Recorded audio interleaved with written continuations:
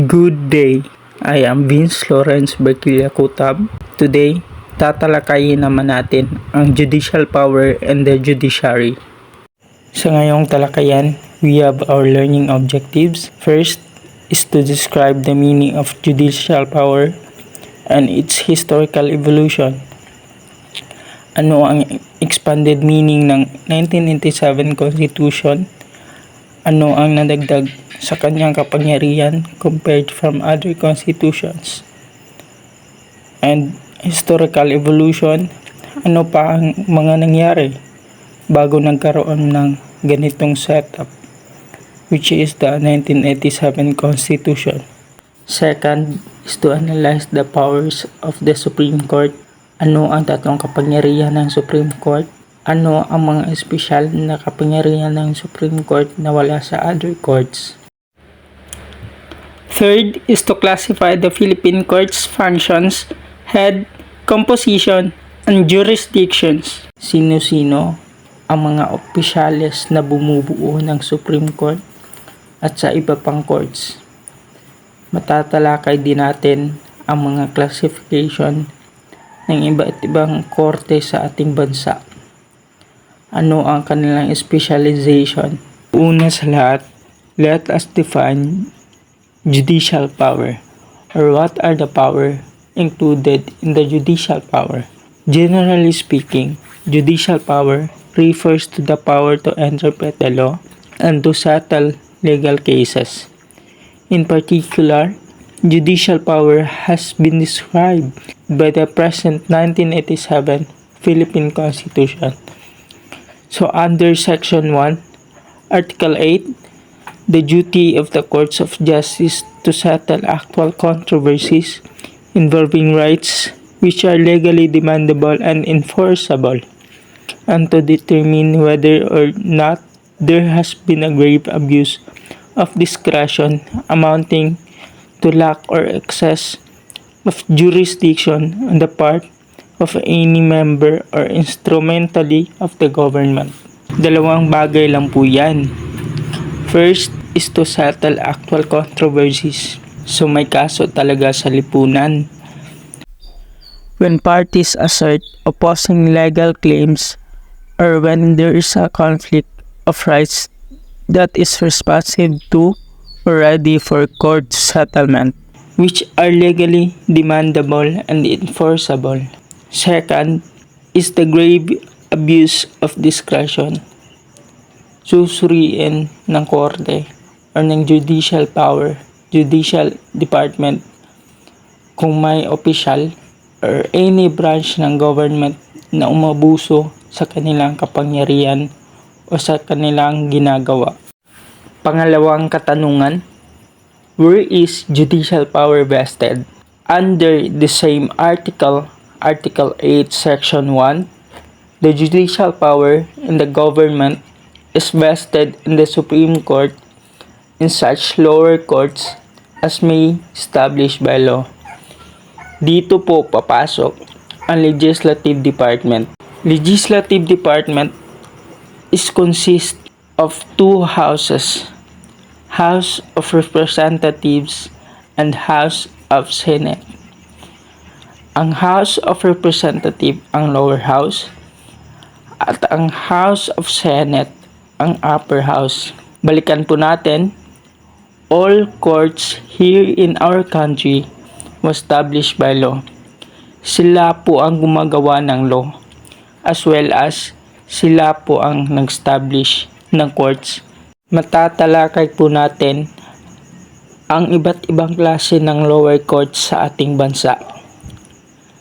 The Judicial Reorganization Act of 1980 and by Presidential Decree number 1083 of President Marcos, which are created the Sharia courts, ang espesyal na court for Filipino Muslim.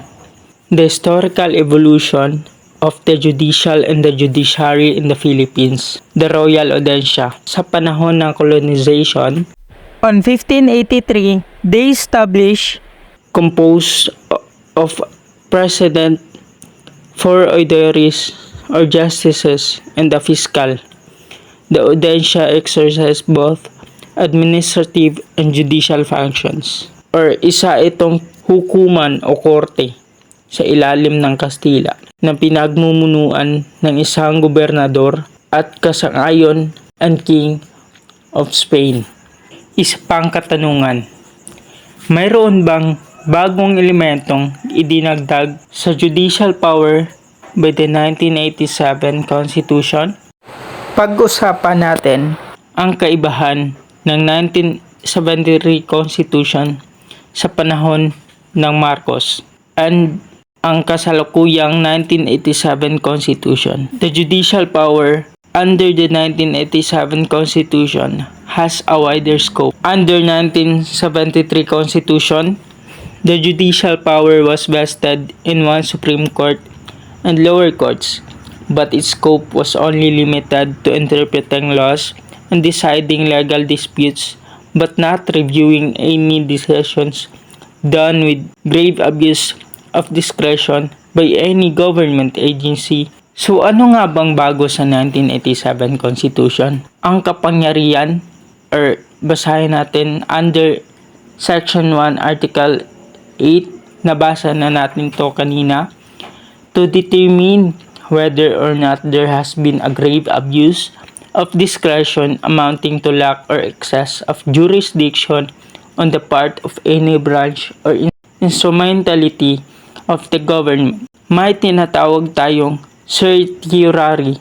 Ito ay isang writ or isang request ng isang individual na para sa kanya ay na-notice niya na ang kanyang kaso ay may mali or may hindi sapat na jurisdiction or may umabuso na kapangyarihan, government officials or any branch of government. Ito ang nadagdag sa 1987 Constitution. May mga dapat tandaan sa bagong konsepto ng bagong Constitution. Ang pang-aabuso sa pagpapasya ay tumutukoy sa kulang o sobra ng jurisdiction.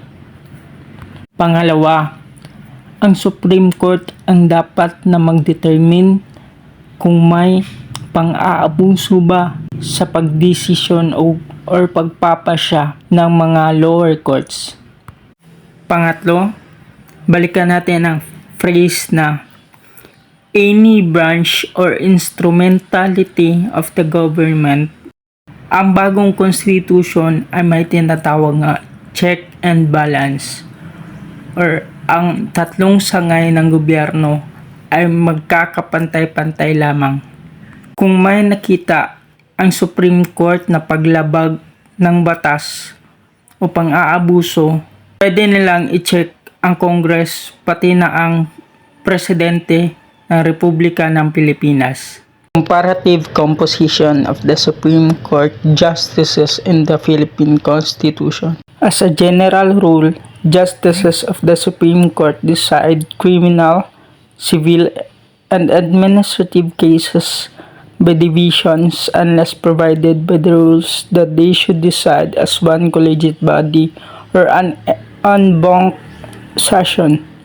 At present, 15 justices of the Supreme Court sit in 3 divisions with members for each divisions. The first division is headed by the Chief Justice, the second division by the most senior Associate Justice, and the third divisions by the second most senior Justice. Mamaya, matatalakay natin ang tatlong uri ng kapangyarihan ng Supreme Court.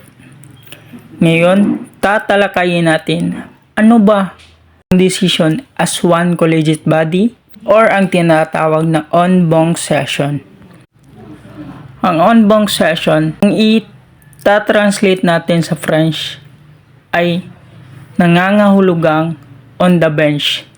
The term refers to a special procedure where all judges of a particular court hear a case.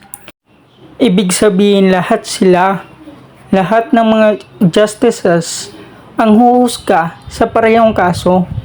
Kadalasan dito ay mga kaso na constitutionality, more serious legal matters which have significant impact on the country, kagaya ng treaty. Ang treaty ay ang agreement sa ibang bansa, international agreement, or maaaring ang executive agreement. Ang presidente, ang desisyon ng presidente. At ang mga rules sa court, kung ano ang dapat na pamamalakad sa court, are required to be heard en banc.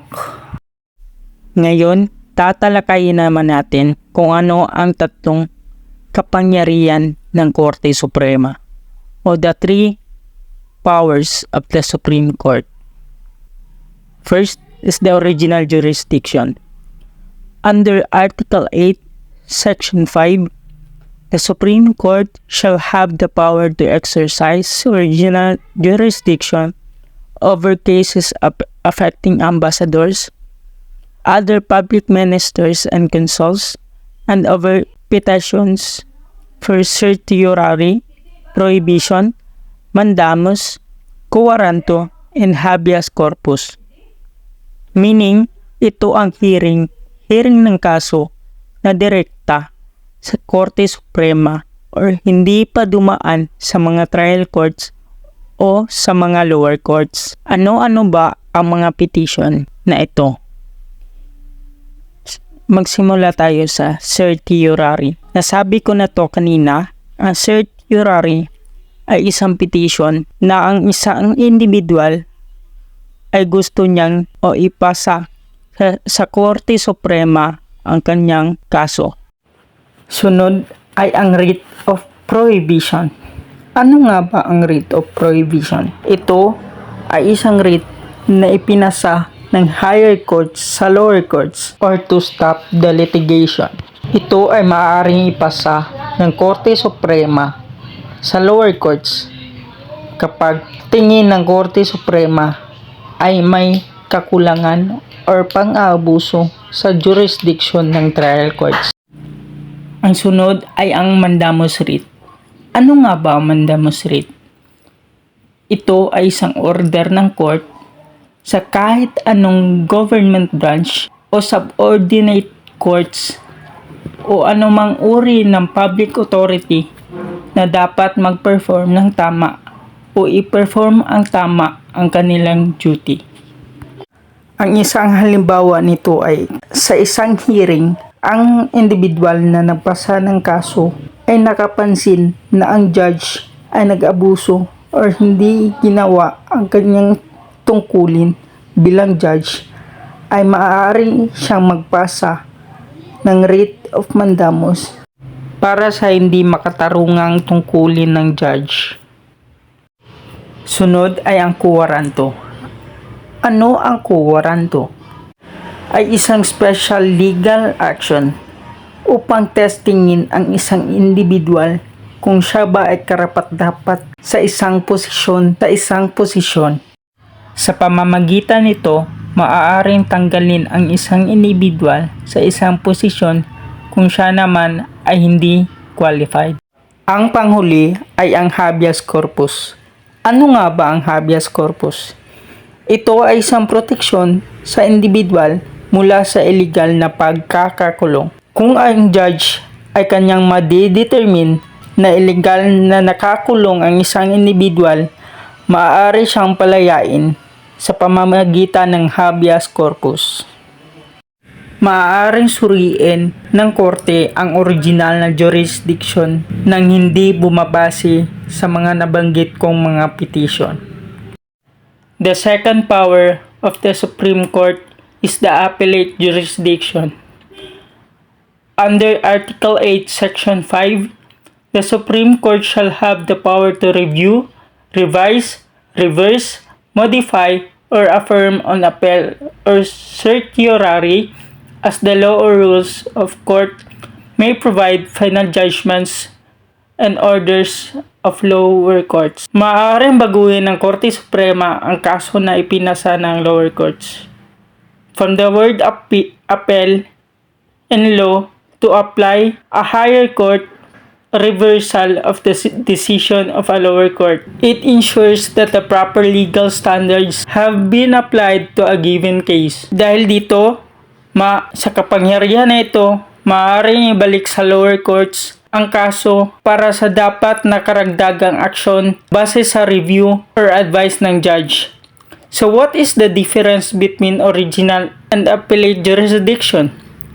Original is the first court to hear the case, whereas appellate the power to review the decisions of other courts. The third power of the Supreme Court is the administrative powers.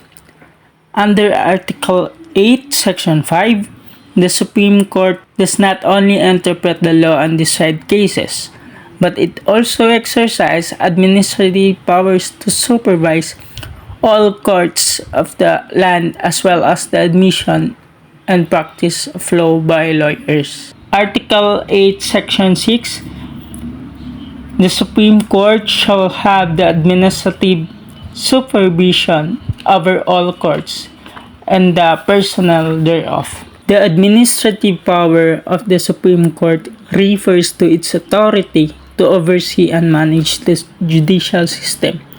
Maaari siyang mag-assign ng judge temporarily para sa lower courts and other stations as public interest.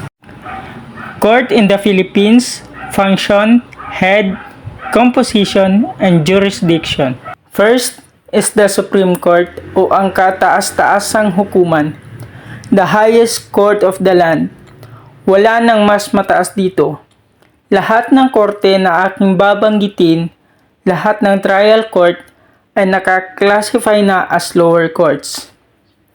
Remember, ito po ang nasa tuktok. Sila po yung final judgment. Natalakay ko na kanina ang comparative table mula 1935 hanggang sa kasalukuyang Constitution, ang composition ng Supreme Court. Sa kasalukuyang Constitution, mayroong 14 na Associate Justice at isang Chief Justice. Nakaupo po sila sa 3 division with 5 justices for each division. 3 times 5 equals 14. 3 times 5 equals 15. 14 Associate Justices with 1 Chief Justice. It reviews laws in cases on appeal from CA, Court of Appeal, CTA, o ang Sandigan Bayan. It reviews laws in cases from Court of Appeal, Court of Tax Appeal, and Sandigan Bayan. Remember, sila ang pinakapataas. Ang CA, CTA, and Sandigan Bayan, and other trial courts ng bansa ay lower courts na. Sila po ang nagre-review ng mga seryosong legal matters o ang mga mabibigat na mga kaso o ang mga kasong constitutionality like treaty, international agreement, executive order, law, presidential decree, proclamation, instruction, ordinance, and other regulations. Natalakay ko na kanina kung anong klase ng mga kaso na dapat ay required na en banc. The Supreme Court was established by the Second Philippine Commission on June 11, 1901 through the enactment of its number 136, an act which abolished the Real Audiencia de Manila. Sunod ay ang Court of Appeals or CA. It was established by the Judicial Reorganization Act of 1980 o Batas Pambansa bilang 129. General Appeals Court for regular criminal, administrative, and civil cases. Its composition, kung sa Korte Suprema ang pinakamataas ay ang Chief of Justice, dito naman ay ang pinakamataas ay ang Presiding Justice. Ang komposisyon ng Court of Appeals ay may isang Presiding Justice at 50 Associate Justices na may 17 divisions with 3 justices for each division. So 17 times 3 equals 51. Its general function, it reviews cases on appeal decided by trial courts. Ang pangunahing mandato nito ay gamitin ang jurisdiction ng apela sa lahat ng kaso na hindi kabilang sa orihinal na jurisdiction ng Korte Suprema. Ang desisyon nito ay final maliban na lang sa pag-apela ng Korte Suprema sa mga usapin ng batas. Ang kasunod naman nito ay ang Court of Tax Appeals or ang CTA. Ito ay espesyal dahil ito lamang ang may jurisdiction pagdating sa mga kaso tungkol sa mga tax o buwis. It composed of justices sitting in divisions headed by a presiding justice. Ang Court of Tax Appeals ay isang hukuman sa Pilipinas na namamahala sa mga kaso na may kaugnayan sa buwis. Ito ay itinatag upang maging espesyalisado sa mga usapin ng buwis at naglayong magbigay ng maayos at mabilis na pagresolba sa mga kaso patungkol sa mga buwis. Ang Court of Tax Appeals ay may jurisdiction sa pagdinig at pagresolba ng mga apela mula sa desisyon ng BIR o Bureau of Internal Revenue at Bureau of Customs. Kasunod naman ay Sandigan Bayan. Ito rin ay isang uri ng special na korte. It was established under Presidential Decree number 1606. Maraming nagsasabi na pangalawa lamang ito sa Court of Appeals. Ngunit ang Court of Appeals at ang Sandigan ng Bayan ay pareho lang o pantay lang. Bakit special ito? Special ito dahil this trial court appellate and trial for criminal and graft and corruption cases committed by public officers. It composed of justices sitting in divisions of 3 members and headed by a presiding justice.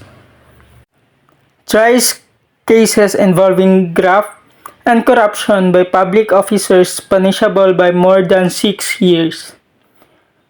Reviews cases on appeal from RTC committed by public officials on graft or criminal cases. Sa hukuman na ito, espesyal ito sa paglilitis ng mga kasong may kaugnayan sa katiwalian at kriminalidad ng mga opisyal ng pamahalaan. Ito ay itinatag upang maging instrumento sa pagpapakita ng tapat na paglilitis laban sa mga nasa gobyerno na sangkot sa pagnanakaw, pandaraya at ibang pang-uri ng katiwalian. Next is the classification of trial courts. First, the Regional Trial Court. It has the jurisdiction over criminal cases where the penalty is more than 6 years imprisonment. This court it trials for serious offenses and civil breaches. It composed of 720 RTCs and judges throughout the 12 judicial regions in the country. It tries criminal, administrative, and civil cases of serious nature. It also appellate court for decisions of municipal and metropolitan trial courts. Next is the Municipal Trial Court. From the word municipal, it is the trial court in municipalities. It composed of presiding judge and court employees. It has the jurisdiction and tries less serious criminal, administrative, and civil cases. It is also the first level court. Sunod ay ang Metropolitan Trial Court o METC. Ito ay pareho lang ang function ng municipal trial court. Ang pagkakaiba lang ay ang lokasyon. From the word metro, Ang Metropolitan Trial Court ay nasa mauunlad na lugar kagaya ng Metro Manila. Trial Court in big or chartered cities, nasa Metro Manila o sa mga lugar na nasa NCR. It composed of presiding judge and court employees. Same with sa nasabi ko, pareha lang sila ng function sa Municipal Trial Court. It also tries less serious criminal, administrative, and civil cases involving smaller amounts. Next ay ang Municipal Circuit Trial Court o MCTC. Ang MCTC ay maraming pinagsamang MTC o ang Municipal Trial Court from the word circuit, pinagsama. Consists of 2 or more small municipal courts under one judge. It composed judge for 2 or more small MTC courts. Same lang ang kanyang function sa ibang trial courts. It also tries less serious criminal, administrative, and civil cases. Ganun din sa Metropolitan Trial Court, Metropolitan Circuit Trial Court. The word circuit, a group of small metropolitan trial courts composed of presiding judge and in-court employees, tries less serious criminal, administrative, and civil cases. Next are the courts for Muslims. First is the Sharia District Court. Ang district ay katumbas sa Regional Trial Court at ay Sharia Circuit Court. Ang circuit ay katumbas ng Municipal Trial Courts. Kabilang ang dalawang korte sa mga special courts dahil pinapahalagan nila ang batas sa mata ng Diyos o ang Code of Muslim. Special courts ito, ang example nito ay maaaring ikasal ang lalaki sa parehong panahon kahit na may patakaran sila na wala sa atin, ngunit align pa rin sila sa 1987 Constitution. But some of their jurisdiction, kagaya ng nasabi ko, other courts don't have. It composed of presiding judge. Both Sharia District Court and Sharia Circuit Court composed of presiding judge and court employees.